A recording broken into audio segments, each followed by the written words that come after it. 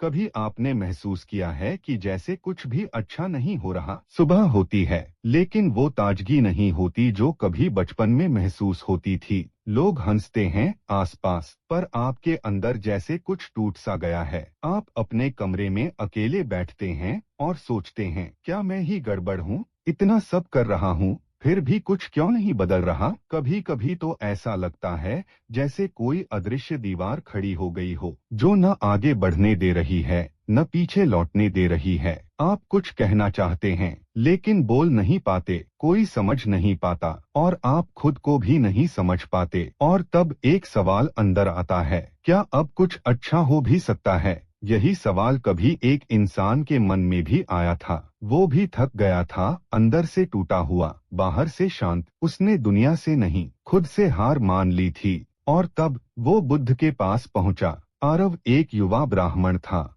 जिसे ज्ञान से बहुत प्रेम था। उसने ग्रंथ पढ़े, गुरु बदले, जंगल जंगल भटका, लेकिन शांति नहीं मिली। आखिरकार वो बुद्ध के पास पहुंचा। वो वहां 6 महीने रहा, ध्यान किया, मौन साधा, नियमों का पालन किया, लेकिन उसका मन बार बार कहता, कहाँ है वो शांति, कहाँ है अच्छा समय? सब कहते हैं सब ठीक हो जाएगा, पर कब? 6 महीने बाद एक सुबह वो बुद्ध के पास गया और धीरे से बोला, भगवान, सब कुछ कर लिया, लेकिन कुछ नहीं बदला। मन वैसा ही है, उलझा हुआ, भारी, थका हुआ। जीवन में कुछ अच्छा नहीं हो रहा। क्या मैं व्यर्थ हूँ? बुद्ध उसकी आंखों में देख रहे थे, जैसे भीतर की पूरी गहराई पढ़ रहे हों। बुद्ध मुस्कुराए और बोले, चलो मेरे साथ नदी किनारे। वहां पहुंचकर बुद्ध ने उसे शांत बहती नदी दिखाई। पानी साफ और शांति से बह रहा था।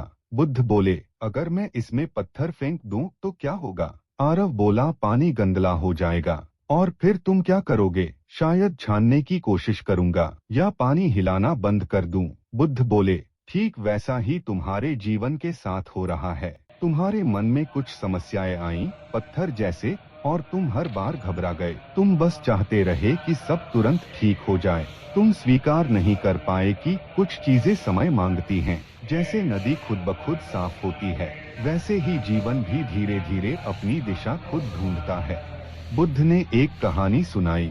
एक बार एक किसान मेरे पास आया। वो बोला, उसके खेत में पानी नहीं है, बेटा बात नहीं सुनता, पत्नी नाराज रहती है। उसने मुझसे कहा, कोई उपाय बताओ जिससे मेरी सभी समस्याएं हल हो जाएं। मैंने उसे कहा, जीवन ऐसा ही है, यहाँ हर किसी के पास कुछ न कुछ अधूरा है। बुद्ध वो नहीं होता जिसकी समस्याएं खत्म हो गईं। बुद्ध वो होता है जिसने समस्याओं के बीच रहकर शांत रहना सीख लिया। आरव कुछ देर तक चुप रहा, फिर धीरे से मुस्कुराया। उसकी आंखें भीग गईं। तो मेरे साथ कुछ गलत नहीं हो रहा? ये तो जीवन का हिस्सा है। बुद्ध बोले, हाँ आरव, तूफान आता है पर वो ठहरता नहीं। रात आती है, लेकिन वो सूरज के आगे